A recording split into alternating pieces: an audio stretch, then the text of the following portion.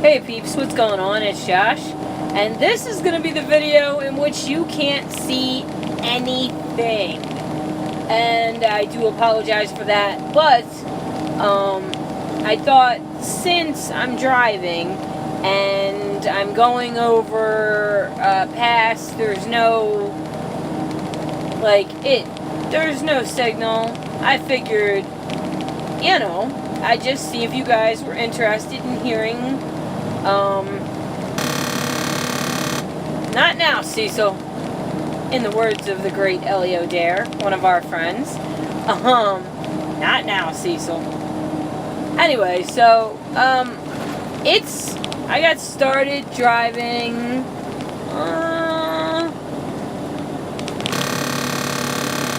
maybe 2 hours and 15 minutes ago. And, making my way to my destination. It's going to take at least a couple of days. Not now, Cecil. Goodness.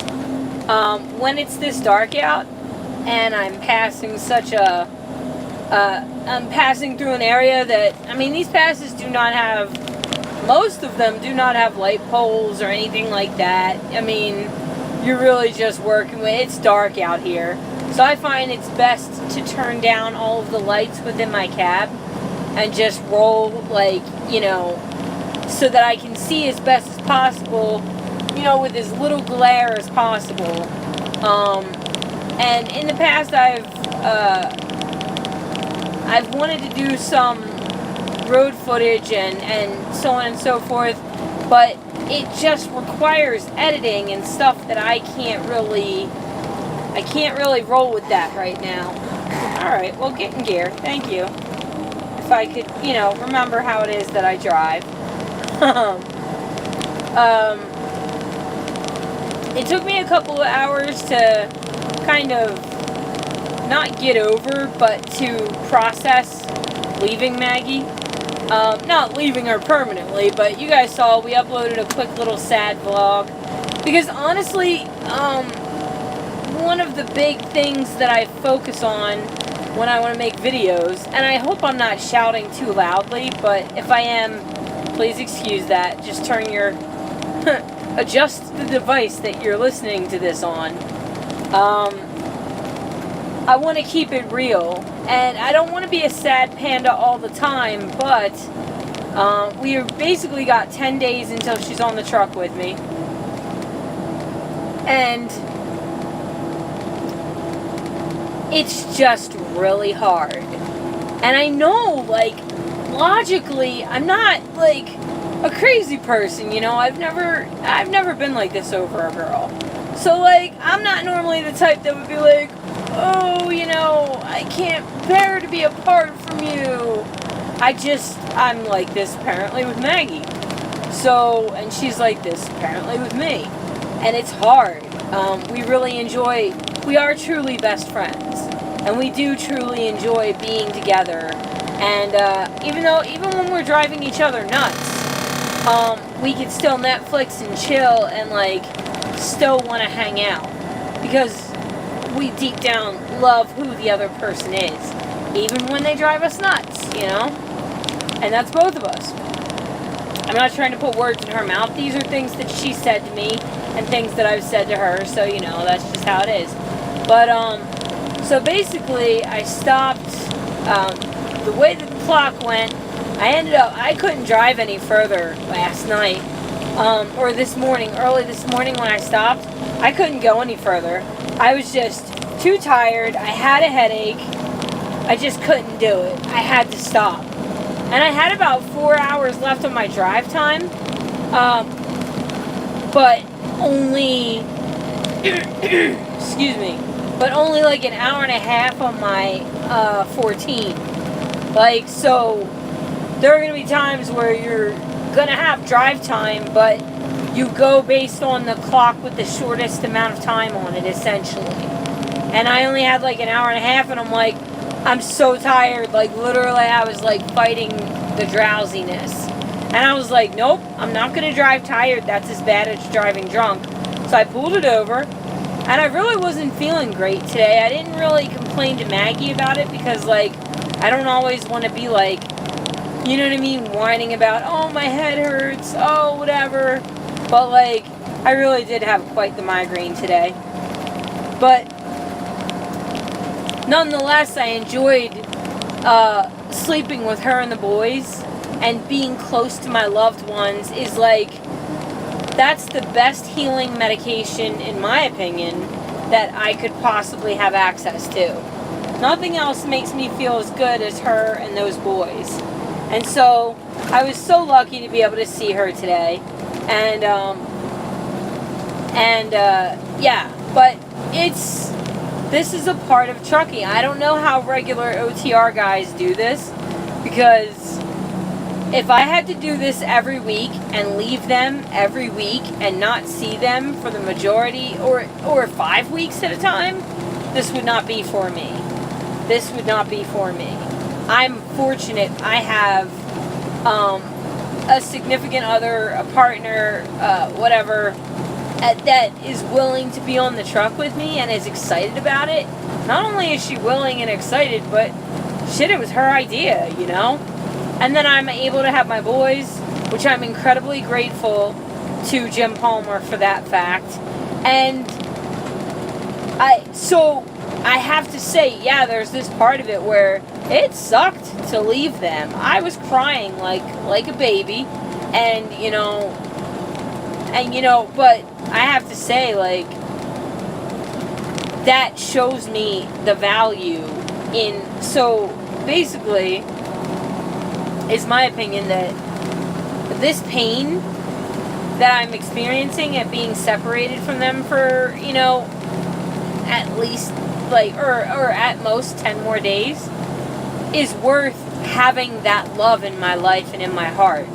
So, honestly, I'm grateful to have them, and I'm grateful for the pain, because it shows me, it's kind of like, would you appreciate the summer if you didn't have the winter?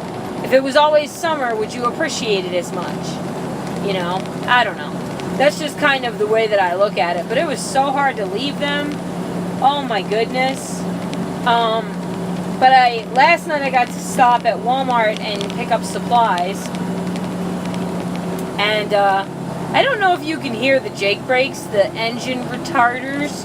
Hopefully they're not hurting your ears or anything, but I need to use them, so there's not really much I can do about it. If they are, as I said, hopefully just adjust your volume if need be, because you guys know I don't edit these when I take footage with my phone. But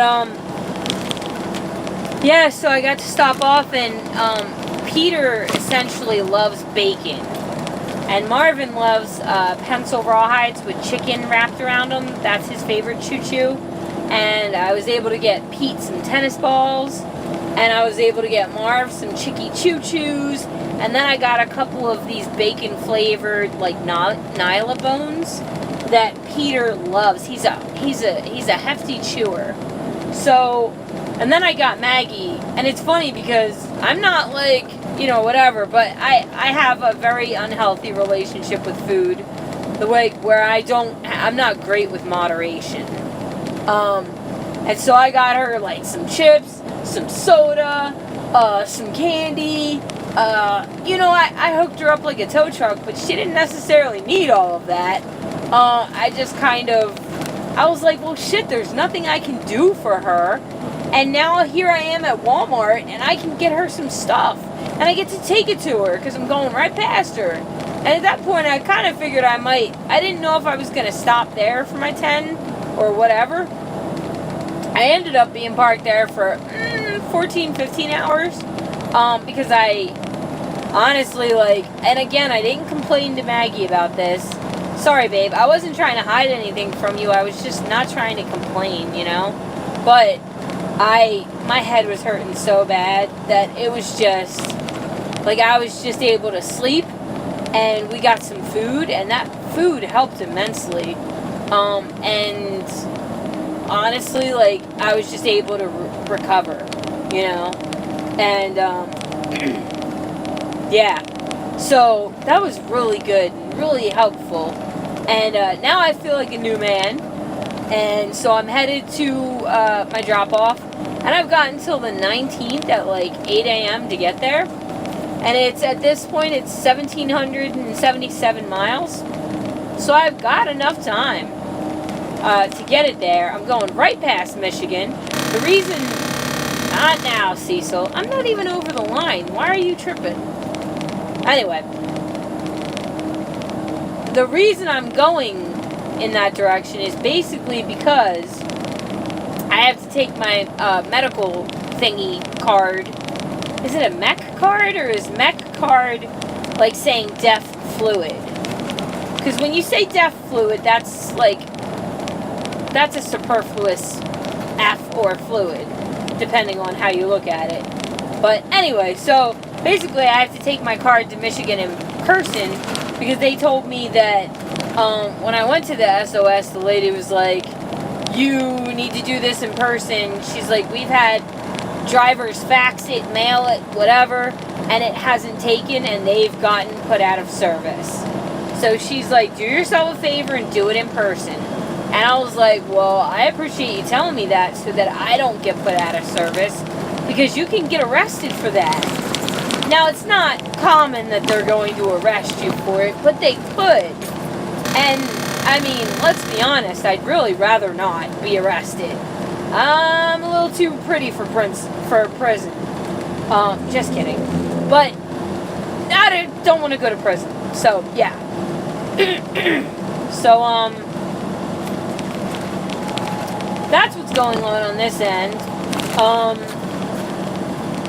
We've got 10 days, and then essentially I'm taking the truck up to Salt Lake City, and I'm dropping the truck at the prime yard there, and then I'm getting a rental car, and I'm coming back down, grabbing Maggie and the boys and whatever we need to take to the truck, taking them back up to Salt Lake City, getting a load from Salt Lake City to Southern California, and then deadheading over to Vegas for one evening. That was the plan that my dispatcher was able to come up with me. And it's a good one. It's solid. So I'm excited that everything's going to work out, and I'm going to have her and the boys on the truck. And I'm just super excited about it. It was so good to be able to see her, especially when I wasn't feeling well. I mean, again, I wasn't trying to lie to you, Mags. Don't get mad. I love you. I know. Well, that time I went over the line intentionally because I was going over this bridge, and it was a tight bridge with absolutely no shoulder, and there's no one else around me, so I did hug the dotted white line very closely because I'd rather err on the side of caution, because that's how I roll. Anyway, I don't know when this is going to cut off, but I'm going to talk it out, and at some point it's just going to cut off, and I apologize in advance for that.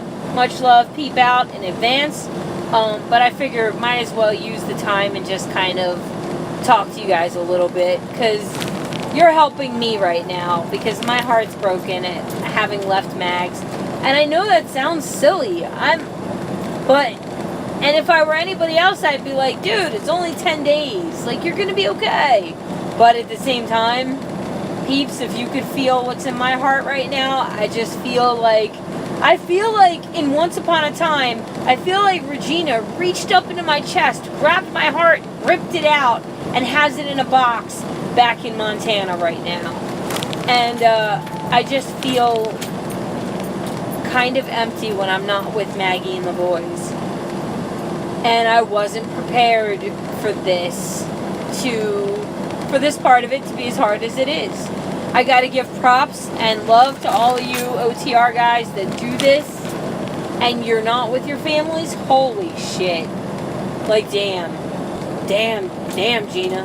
Like, seriously. So, but yeah, a separate note, I don't know what part of Michigan they're actually going to send me to take my medical card. I don't know if they're going to send me all the way up to Kalamazoo or what they're going to do, because basically my dispatcher wants me back over by Montana in order to, like, be over there and be ready for all of this to go down. For me to truly get past. And, God, can I just say how grateful I am that I get to, like, pass my 60 days and I did it. I'm still in awe and grateful that I got my CDL. Let alone, like, I'm a full-fledged Jim Palmer driver in 10 days. I haven't changed my voicemail yet because I'm almost afraid to before I get past my 60 days. I'm almost afraid to. But, holy crap, I'm almost there. Like, I've done this thing. And I keep having people say to me, like, you're doing a thing that not everyone can do.